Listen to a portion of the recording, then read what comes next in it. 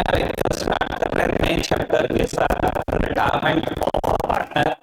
बेटा एडमिशन के पास clear question, ठीक है ना, रिटायरमेंट खत्म होगा, एडमिशन और रिटायरमेंट के सभी क्वेश्चन पास क्लियर एक साथ करेंगे। ऐसे बेटा जब हम नेक्स्ट चैप्टर करेंगे तो डेथ और डिस्क्रिप्शन पहले कर लेंगे, फिर उसके बाद क्लियर क्वेश्चन देखेंगे। स्टार्ट कर देते हैं। तो जैसे एडमिशन में पहला कंसेप्ट ये था थ्योरेटिकली एडमिशन कैसे होगा पार्टनर का, ऐसे रिटायरमेंट में है सामने देखना है, पहले खत्म कर दो बेटा। या तो रिटायरमेंट हो सकता है पार्टनरशिप डीड के हिसाब से, ठीक है जी।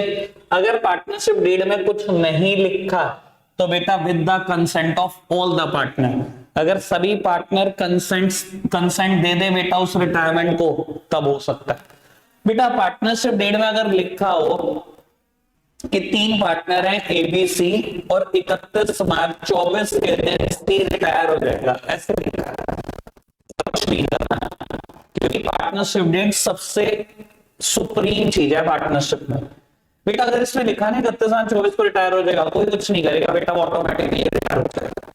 और मैं कहूं बेटा ऐसा कुछ भी नहीं, तो बेटा अगर सी रिटायर होना चाहता है, जब तक बेटा सभी पार्टनर कंसेंट नहीं देंगे तब तक वो रिटायर नहीं हो सकता। सबने कह दिया होगा तो हो सकता है,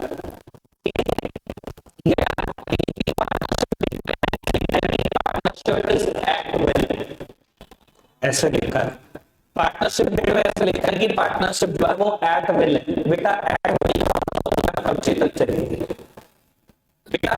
जिस दिन आपकी मर्जी खत्म हो जाए उस दिन आप रिटायर हो सकते हो। सीन है ना, ए और बी को कोई भी डेट समझ लो,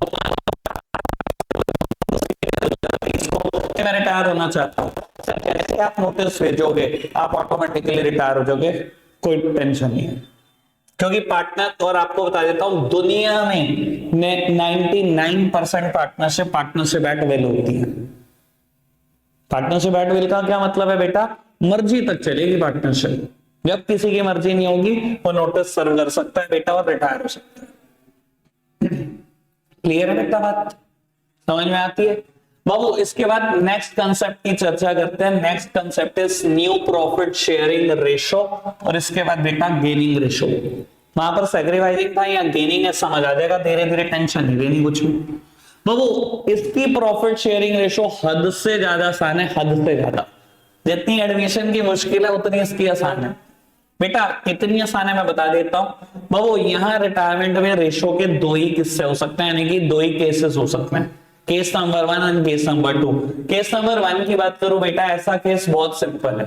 मान लो बेटा एबीसी की रेशो है 5:3:2, ये रेशो है, और बेटा B wants to retire, B retire होना चाहता है, तो बाबू नई पीएसआर क्या होगी ए और सी के बीच, और कुछ नहीं का क्वेश्चन है। सर बी रिटायर होना चाहता है ना, बी की रेशो छुपा लो, नई रेशो क्या होगी 5:2, दैट्स इट।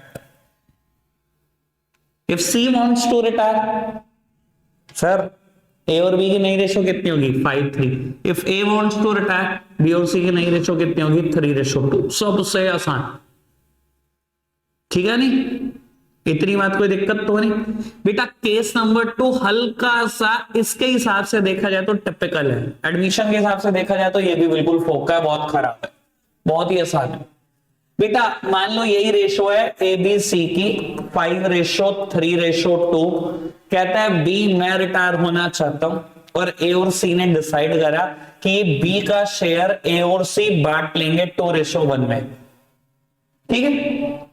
बी रिटायर होना चाहता है, क्या डिसाइड हुआ कि बी का हिस्सा बांट लेंगे ए और सी किस रेशो में 2:1 में बांट लेंगे।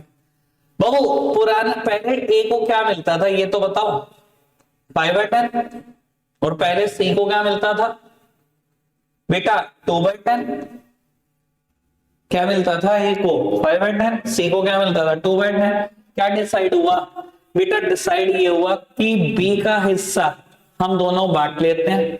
बी का हिस्सा कितना है 3/10, किस रेशो में बांट लेते हैं 2:1, यानी कि बी के हिस्से का 2/3 कौन ले जाएगा ए, और बेटा बी के हिस्से का 1/3 कौन ले जाएगा सी। तो दिक्कत तो नहीं, समझ में आ रही है बेटा बात इतनी, पक्का से बाबू रेशो निकाल लो। बाबू एलसीएम लेना है, ये 30 है, ये 10 है, मैं अभी ए का हिस्सा निकाल रहा हूं। एलसीएम कितना आ गया 30, ये आ गया 15, ये आ गया 6 यानी कि 21/30। सी का देखो बेटा एलसीएम 30 यानी कि 6 + 3 9/30। बाबू नई रेशो आ गई 21/9 यानी कि अगर मैं 3 से कैंसिल करूं तो 7:3। कोई दिक्कत तो नहीं, ठीक है। यानी कि बेटा यहां नई रेशो कैसे निकलती है सर, ऑल्दो मैं लिखवाना नहीं चाहता पर चलो बेटा, old share plus acquired share ऐसे निकलती है। Old share plus acquired share, ये देखो ओल्ड शेयर पहले जो मिलता था वो तो मिलता ही है, जो किसी और से एक्वायर करा वो और जोड़ दो, ऐसे निकलती है इसमें नई रेशो। यानी कि यहाँ रेशो के दो ही कंसेप्ट है। केस नंबर 1 ये तो सबसे आसान है, जो रिटायर हुआ उसका हिस्सा छुपा लो, बचा हुआ हिस्सा ही सब कुछ है, ठीक है ना। और यहाँ पर बेटा old share plus acquired share, कोई दिक्कत तो नहीं, अभी तक क्लियर है सारी बात। बाबू अब मैं बताने जा रहा हूं गेनिंग रेशो। गेनिंग रेशो समझाने से पहले हल्की सी एडमिशन की बात करूंगा, सब सामने देख रहे हैं, जो बात हम कर चुके हैं। बाबू एडमिशन में हम ऐसा पढ़ते थे ना, ए और बी दो पार्टनर है, मान लो पुराना शेयर है इक्वल, ठीक है। 10 साल बेटा धंधा कर लिया, आज सी कहता है मेरे को अपनी पार्टनरशिप फॉर्म में एंट्री दे दो, और इन्होंने डिसाइड करा चल एंट्री दे देते हैं बाबू। और मान लो नया शेयर इनके बिटवीन डिसाइड हुआ 1:1, ठीक है। सर लास्ट ईयर ना इन्होंने 12 लाख का प्रॉफिट कमाया, कैसे बटा होगा 6 और 6 बेटा। अगर इस साल भी 12 लाख कमा ले तो बेटा आपको नहीं लगता कि सी को फ्री में 4 लाख मिल गए, ठीक है ना। और खाली इस साल के लिए क्यों, अगले जितने भी साल पार्टनरशिप रहेगी 1/3 हिस्सा तो गया ना। तो बेटा क्योंकि कहीं ना कहीं पुराने पार्टनर नए पार्टनर के फेवर में सैक्रिफाइस करते थे, इसलिए बेटा सी कंपनसेशन देता था ए और बी को, जिसको हम वैल्यूड गुडविल भी बोलते थे। कुछ याद आई बात, यही पढ़ रहे थे ना एडमिशन में, पूरा एडमिशन यही तो किया आपने, ठीक है जी। अब सर सेम कंसेप्ट है, बात को समझना बेटा। ए बी सी 3 पार्टनर है, शेयर क्या है इक्वल, कहानी चलती रही 10 साल बीत गए, आज सी कहता है मैं रिटायर होना चाहता हूं। ए और बी ने कहा ठीक है रिटायर हो जा, और डिसाइड हुआ ए और बी के बीच नई रेशो कितनी होगी इक्वल।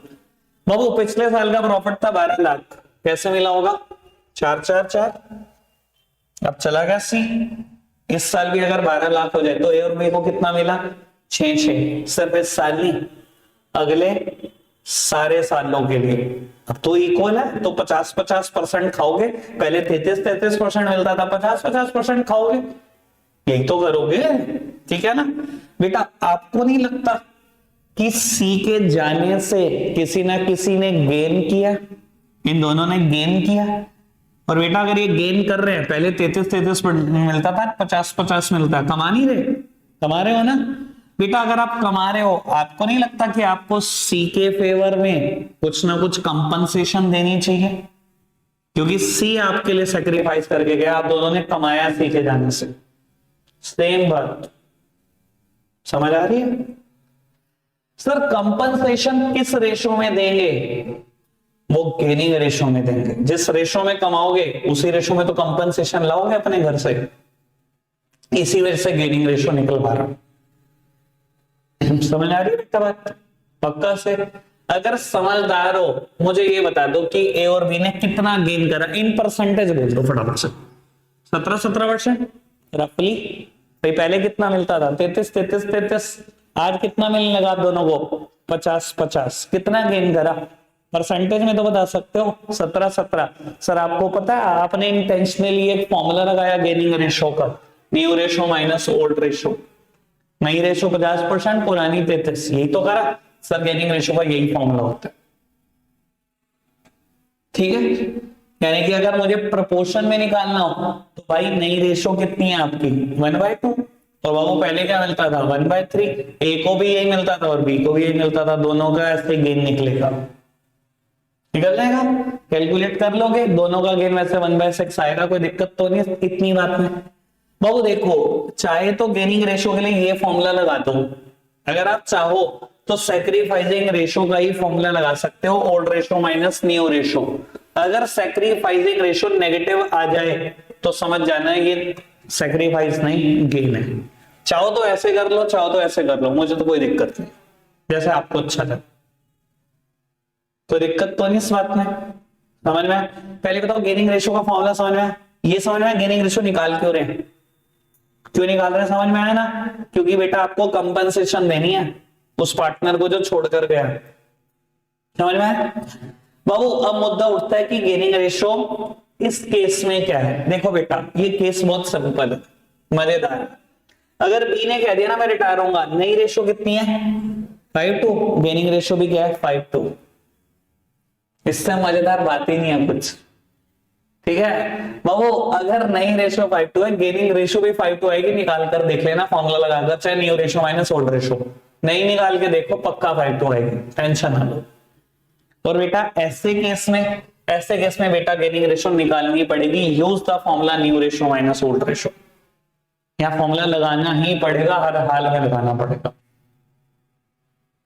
क्लियर है बेटा बात? पक्का? डन? समझो डन? बाबू बुक में क्वेश्चन है 1 से लेकर 12 तक, कोई होमवर्क नहीं है, मैं डिस्प्ले कर रहा हूं यहां पर, सब अभी करेंगे। आपको बता देता हूं, अगर मैं बोलूं 6 मिनट है तो 6 मिनट जाता है, 6 मिनट में करो जा सकते। आज के लिए रखेंगे इतना ही, बाय बाय।